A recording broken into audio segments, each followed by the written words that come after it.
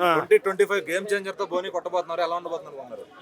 ఇగో game changer నుంచి first of all అయితే ఆ సినిమాని కాపాడేది ఎవరో కాదు, రామ్ చరణ్, గ్లోబల్ స్టార్ రామ్ చరణ్ అన్న. ఎందుకంటే శంకర్ గారు కమర్షియల్ ట్రైలర్ చూసిన తర్వాత ఒక కమర్షియల్ ఫార్ములా అని అనిపించింది. ఇప్పుడు ఆ సినిమాని ఆ విజువల్స్ కానీ మన రామ్ చరణ్ అన్న డ్యాన్స్ కానీ తన యాక్టింగ్ కానీ, అంటే సుకుమార్ కూడా మొన్న ఈవెంట్కి వెళ్ళినప్పుడు యాక్చువల్లీ రంగస్థలంకే రావాలి రాలేదని చెప్పారు. బట్ అంత కాన్ఫిడెంట్గా చెప్పిందంటే ఖచ్చితంగా అది రామ్ చరణ్ మీదనే, టికెట్ ఏది తెగేదైనా రామ్ చరణ్ మీదనే. ఎందుకంటే ఇప్పుడు రిలీజ్ అవుతుంది, 3 సినిమాలు పోటీ ఉన్నాయి. సో అంటే ఇప్పుడు రీసెంట్ సినిమాలకి కలికి అంత బజ్ లేదు, ఎందుకంటే ఇది ఫస్ట్గా వస్తుంది కాబట్టి. ఎందుకంటే పోస్ట్పోన్ అవుతుండా, ఇప్పుడు స్టోరీ కాదు, అది దగ్గర 4 సంవత్సరాల నుంచి దాన్ని ఫాలో అవుతూనే ఉన్నారు మధ్యలో. అంతలోపు మన శంకర్ గారు ఇంకో మూవీ కూడా తీసేశారు. సో శంకర్ గారికి లాస్ట్ టైం డిజాస్టర్ ఉంది. సో శంకర్ గారి సినిమా అంటేనే జనాల్లో లేదు, ఏం తీస్తాడు ఇప్పుడు అంటే. అప్పుడే భారతీయుడు నేను చెడ్డీలో పోసుకున్నప్పుడే తీసేసిండు ఆయన, లెజెండరీ డైరెక్టర్. ఆయన గురించి తక్కువ మాట్లాడేంత ఏజ్ కూడా నాకు లేదు. బట్ ఎందుకంటే అప్డేట్ అయిపోతున్నారు కదా జనాలు. సో అప్డేట్ వర్షన్లో మన శంకర్ గారు తీయలేరు అనుకుంటా భారతీయుడు. బట్ బాగుంది, కానీ ఇప్పుడు జనాలకు అది అప్డేట్ కాలేదనుకుంటా.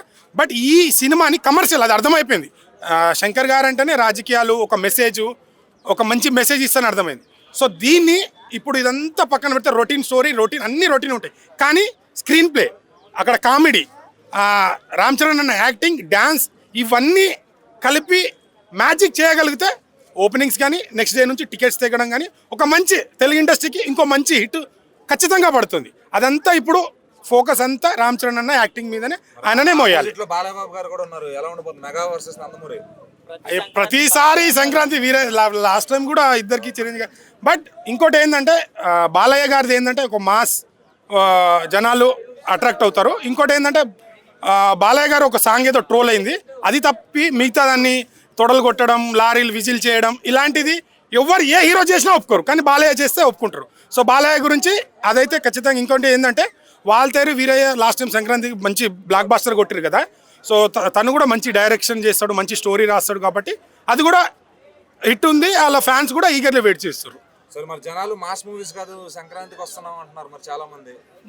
మరి ఆయన కొడితే వీళ్ళిద్దరిని కాదని అంటే వెంకటేష్ గారి ఫ్యామిలీ అండి. ఖచ్చితంగా ఇప్పుడు సెలవులు ఉన్నాయి కదా, అంటే ఫ్యామిలీ ఇప్పుడు ఇది అది అని తేడా కాదు, ఫ్యామిలీ మొత్తం టికెట్ తీసుకొని చూడగా సినిమాలో వెంకటేష్ గారిది ఉంటుంది. ఇప్పుడు 2019లో సేమ్ కాంబినేషన్ వినయ్ విజయ రామ, F2 అలాగే ఎన్టీఆర్. అవును, అప్పుడు F2 కొట్టేశారు ఆయన. అవును, F2 కొట్టేశారు. కూడా లాగుతారంటారా? చెప్పలేము. ఇప్పుడు సినిమా, ఇప్పుడు ఏ సినిమాని ట్రైలర్ చూసి వావ్ అని మనకు అనిపించచ్చు, కానీ సినిమా చూసిన తర్వాత మనం దాన్ని జడ్జిమెంట్ తీసుకోవచ్చు. ఫైనలీ 3 సినిమాలు, సంక్రాంతి అంటేనే ఒక పెద్ద, ఇప్పుడు సంక్రాంతి పండుగ అంటే ఆంధ్రాలో ఎంత ఘనంగా చేసుకుంటారో సినిమా పండుగ కూడా అంత ఘనంగా చేసుకుంటారు. సో అందరికీ పెద్ద పండుగ కాబట్టి, హాలిడేస్ ఉంటాయి కాబట్టి ఖచ్చితంగా ఫ్యామిలీ చూస్తారని. ఇప్పుడు ఇంత కాంపిటీషన్, 3 సినిమాలు రిలీజ్ అవుతుందంటే ద బిగ్గెస్ట్ ఫెస్టివల్లో బిగ్గెస్ట్ సినిమా పండుగ కూడా, అందుకని అన్ని సినిమాలు రిలీజ్ అవుతాయి. అన్ని సినిమాలు ఆడాలి ఖచ్చితంగా. అన్ని సినిమాలు వాళ్ళు పెట్టిన బడ్జెట్ వచ్చేసి మంచి హిట్ అవ్వాలని నేను కోరుకుంటున్నాను. గేమ్ చేంజర్ 1000 కోట్లు కొట్టబోతున్నారు అనుకుంటున్నారా? కొట్టాలి భయ్య, కొడితేనే కదా. ఇప్పుడు మొన్న బాహుబలి కొట్టింది, తర్వాత ఎవరు కొట్టింది? పుష్ప కొట్టింది, గేమ్ చేంజర్ కొట్టింది, హ్యాపీ కదా. ఫస్ట్ ఆఫ్ ఆల్ ఎవరు ఫ్యాన్ అనేది పక్కన పెడితే, తెలుగు సినిమా ఒకప్పుడు చిరంజీవి గారు ఏమన్నారు, మన సినిమా గురించి ఎక్కడ మాట్లాడలేదు అన్నారు. చాలా పెద్ద హీరోలు మాట్లాడారు కదా. ఇప్పుడు మన సినిమా గురించి రీసౌండ్ వస్తుంది కదా. అది ఏ సినిమాను పక్కన పెడితే తెలుగు సినిమా అనే పదం, తెలుగోడు, తెలుగు ఇండస్ట్రీ అనే పదం రీసౌండ్ రావాలని ఏ ఫ్యాన్ అన్నా కోరుకోవాలి. మా ఫ్యాన్, ఇప్పుడు నేను ఒక హీరో ఫ్యాన్ నేను అనుకుంటా, ఆయన అనుకుంటాడు. బట్ ఇండివిజువల్గా పోటీ ఉంటుంది. ఇప్పుడు నా హీరోని అంటే నేను ఫైట్ చేస్తా, బట్ ఓవరాల్గా సినిమా అన్నప్పుడు తెలుగు ఇండస్ట్రీ బాగుండాలని నేను ఫైట్ చేస్తా. అన్నీ ఆడాలి. 1000 కాదు 2000 కూడా కొట్టాలి, మంచిది కదా. ఇప్పుడు 1000 కాదు 2000 కొట్టింది అనుకో, నిర్మాత దిల్ రాజు గారికి ఇంకో డబ్బులు వస్తాయి, ఇంకో 2 సినిమాలు ప్లాన్ చేస్తారు, మంచిదే కదా. అది మంచి వాతావరణం, హిట్ అవ్వాలి, అలా మంచి హిట్ అవ్వాలని నేను కోరుకుంటాను. Thank you so much.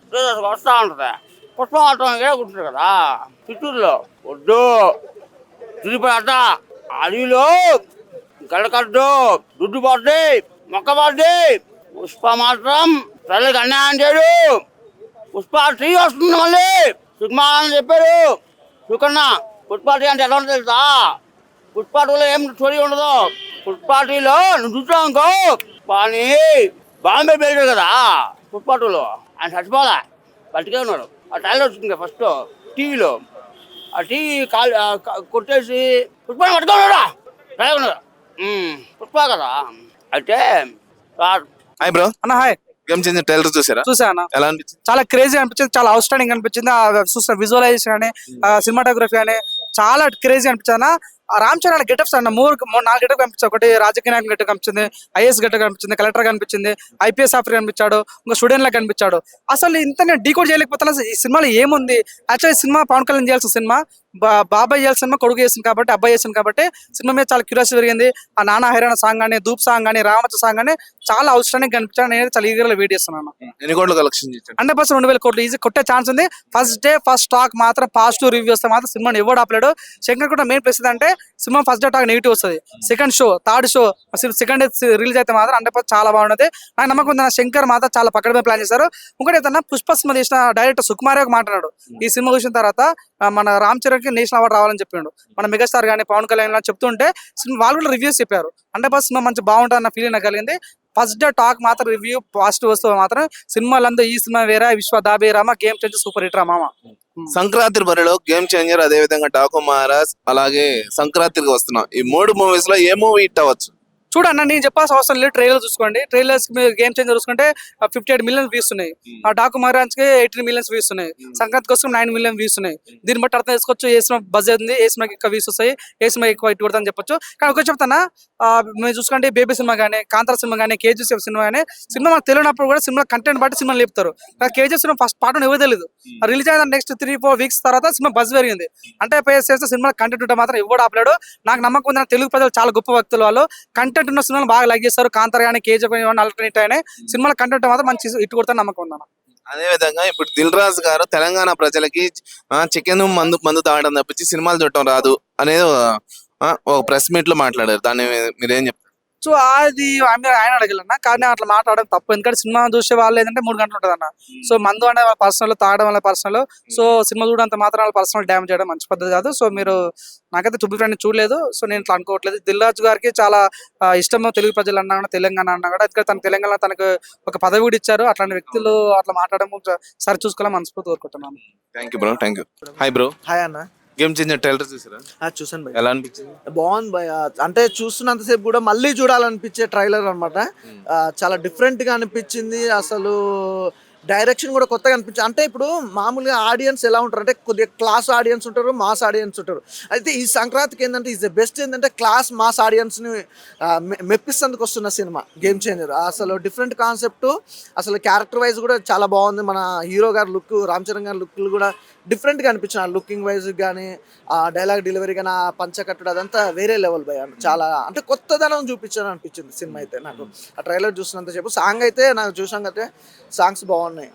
ఇంకా నాకు తెలిసి అయితే ఇప్పుడు 3 సినిమాలు ఉన్నాయి, కానీ గేమ్ చేంజర్ కొట్టుకొస్తుంది భయ్య. ఇప్పుడు ఈ సంక్రాంతికి గేమ్ చేంజర్ గట్టి అంటే చాలా రోజుల తర్వాత శంకర్ గారు టాలీవుడ్ లో ఒక డైరెక్షన్, ఒక సినిమాకి డైరెక్షన్ చేస్తారు. అంటే అసలు ఇది హిట్ అవ్వచ్చా? అంటే అంతకు ముందు భారతీయుడు ఫ్లాప్ అయిన తర్వాత మళ్ళీ ఫస్ట్ వస్తున్నారు. ఆల్రెడీ భారతీయుడు సినిమా చూసినాం, బ్లాక్ బాస్టర్ హిట్. ఆ సాంగ్స్ ఇప్పటి కూడా వింటాం. ఇప్పుడు భారతీయుడు 2 చూసిండు. ఇందులో స్టోరీ లాగి ఉంది, కానీ అసలు సినిమా ఏం లేదు. అలా స్టోరీ అనేది ఏం లేదు, అంటే డిఫరెంట్ గా లేదు. అది భారతీయుడు ఎట్లుంది స్టోరీ, ఆ స్టోరీ మళ్ళీ చూడాలనిపిస్తుంది. పాత సినిమా చూస్తావు, ఇప్పుడు కొత్త పార్ట్ 1 చూస్తావు, పార్ట్ 2 చూస్తుంటే నేను పార్ట్ 1 భారతీయుడే చూస్తా.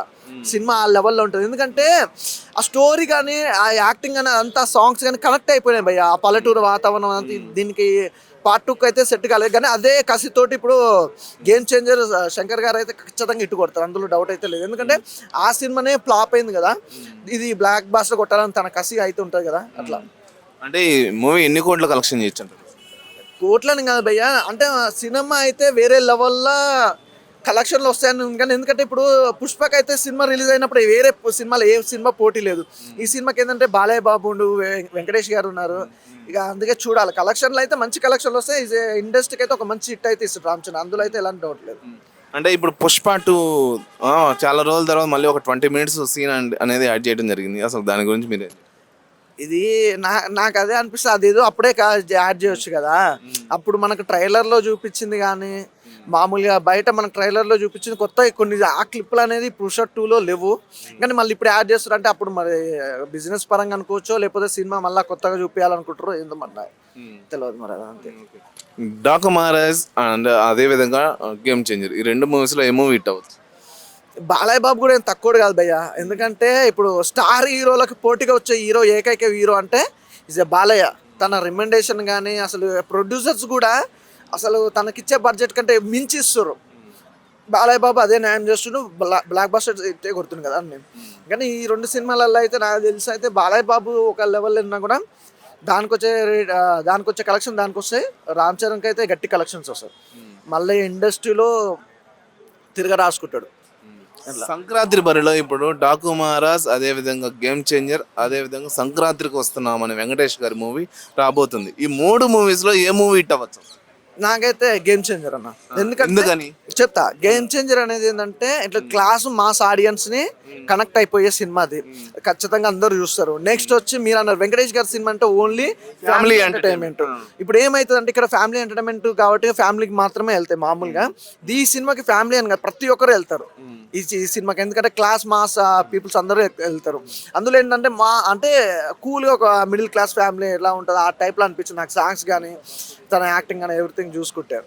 కానీ గేమ్ చేంజర్ వస్తుంది భయ్య. నాకు రామ్ చరణ్ నేను ఫ్యాన్ కాదు, కానీ ఆ స్టోరీ కానీ ఆ విజువల్స్ కానీ చూస్తుంటే is a blockbuster hit కొడుతుంది. Thank you